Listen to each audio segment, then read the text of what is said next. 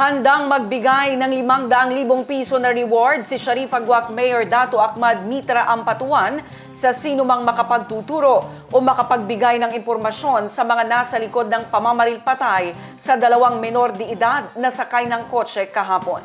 Posible anyang kaso ito ng mistaken identity. Humingi rin ng tulong ang alkalde sa lahat ng law enforcement agencies para sa mabilisang pagresolba sa kaso at matukoy ang mga salarin sa krimen. Idetalye mo, Naphtali Bendol.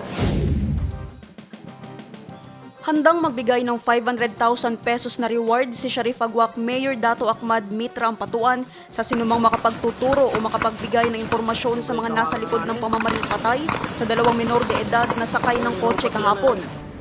Ako handa akong magbigay ng reward kahit 500,000. Basta sino makaturo dyan sa mga tao na gumawa ng kadumol-dumol na ginawa. Hindi tama yan na ginawa. Wala sa batas yan na ginawa. Posible ani ang kaso ito ng mistaken identity. Yung mga bata, ginakuan ko kagabi, galing sa mama sa pano. Tapos yung kotse na yun, hindi yun nagsakay yung mga bata. At saka yung driver na tumakbo, hindi rin yung driver niya. Mga alas 11:30 siguro yung pagdaan nila dito sa Sharif Agwak. Bago magtangal. Oo. Pumunta doon sa, ayaw ko, Patuan o Kawaran. Bali, pagbalik nila, napaiwan siguro yung mga pasero doon. Ayon sa alkalde, base sa kuha sa CCTV, ang nakitang tumakbo ay isang menor de edad na driver ng sasakyan. May hinahanap din daw ang mga salarin sa sasakyan pagkatapos ng pamamaril. Nakita niyo yung tumakbo doon, bata rin yun eh. Oo.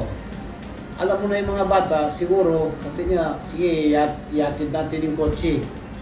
Siguro, sa pagkamali ng guide nila, yung gumawa, na hindi nila ginatingnan sinong nagsakay doon sa kotse, yung pa rin yung ginahanap nila, o iba na. Bigla nila, pagdaan ng kotse, bigla nila binarin. Yun na nangyari doon. Humingi rin ng tulong ang alkalde sa lahat ng law enforcement agencies para sa mabilisang pagresolba sa kaso at matukoy ang mga salarin sa krimen. Ako, nananawagan din ako na yun, mapatulong ako sa ating mga kapulisan na imbestigahan ng gusto yan hanggang hindi makaabot ng sinong gumawa.